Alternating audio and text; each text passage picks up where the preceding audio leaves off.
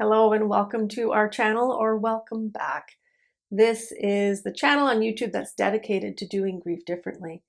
I'm Jo McRogers, I'm a grief specialist, and I'm here to help guide you through all of the confusing emotions that grief brings us. And today we're going to delve into a topic that actually seems counterintuitive, but it is quite common. Today we're going to talk about experiencing relief after someone's passing. Grief is a very intricate journey, and it's crucial to recognize that it doesn't follow a linear path. And sometimes, amongst the profound sadness of loss, people may actually find themselves experiencing an unexpected and sometimes unwelcomed emotion called relief. It's a complex aspect of grief that we often don't discuss openly, but it is essential to address: grief and relief. So let's first look at relief. Relief can be the feeling of ease, reassurance, or release following the removal of a stressor. And while we might not automatically associate relief with the loss, it is important to acknowledge that not only is it normal, relief is often found in grief. So let's see a show of hands. Let me ask you this. Leave a comment below if you have experienced some sense of relief in your grief journey. This may be the actual first time that you can express relief after a loss, but being brutally honest about the complex emotions of grief allows us to have a truthful relationship with our grief.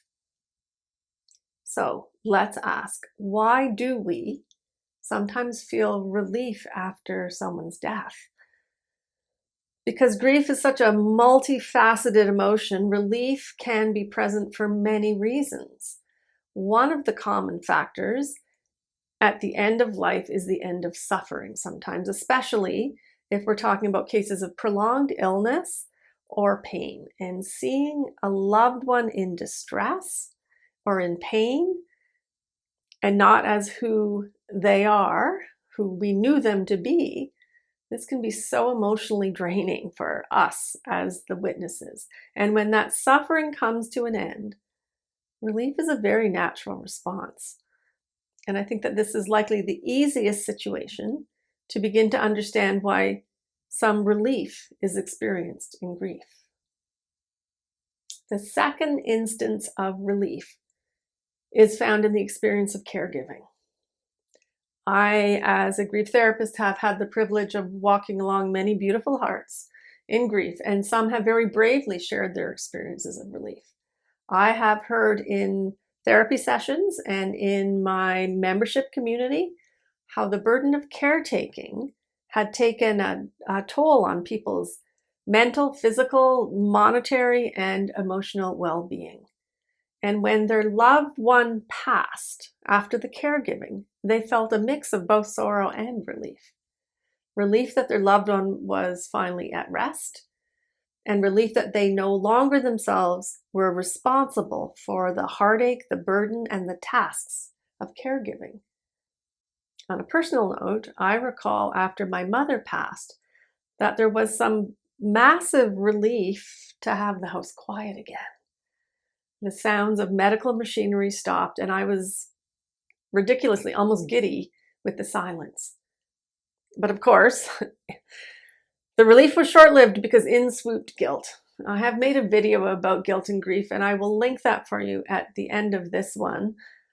But know that grief, relief, and guilt are normal, natural, and so challenging when we are grieving.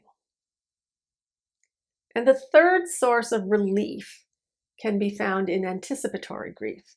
Anticipatory grief is when a loved one is terminally ill or elderly. And when that happens, we may begin the grieving process long before their actual death. This anticipatory grief can be just as painful and exhausting as a post-death grief. This anticipatory grief may last for weeks or months.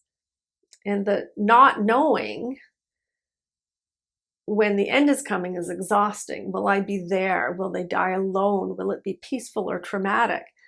If there's dementia involved and the person that you know may no longer be accessible, and yet here you are watching someone that you barely recognize die, There are so many variables that we hold in anticipatory grief, and when the anticipated death does occur, a sense of relief can accompany the end of the anticipation. And the final source of grief that I want to discuss just oozes from complicated relationships.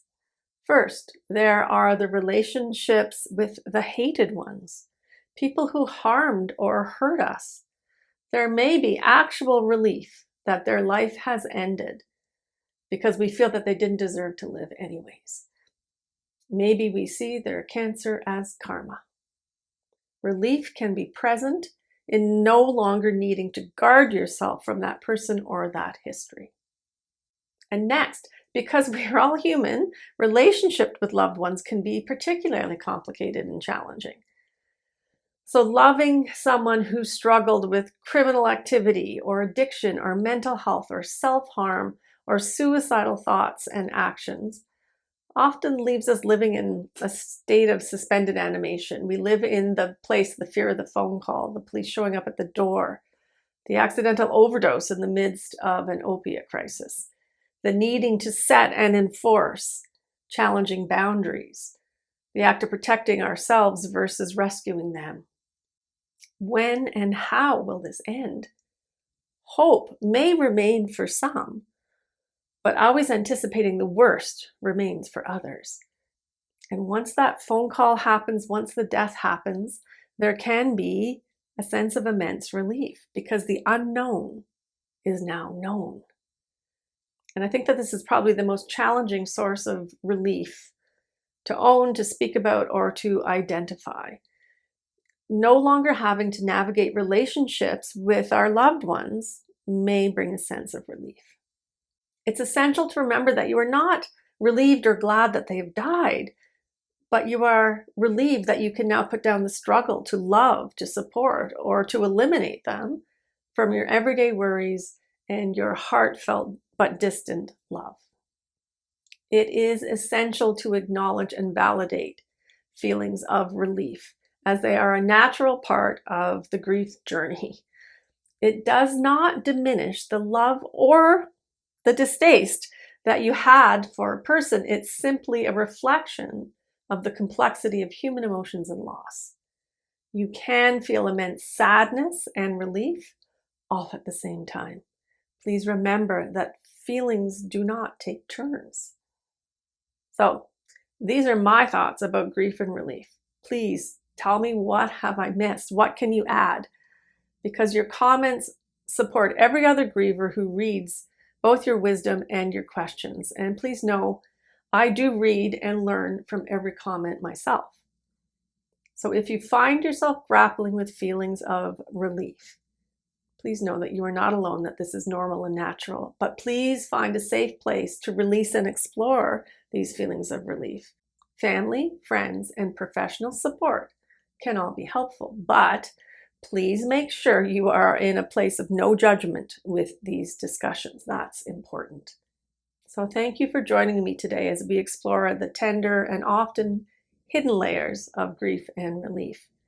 Your feelings of relief are valid and your grief is unique.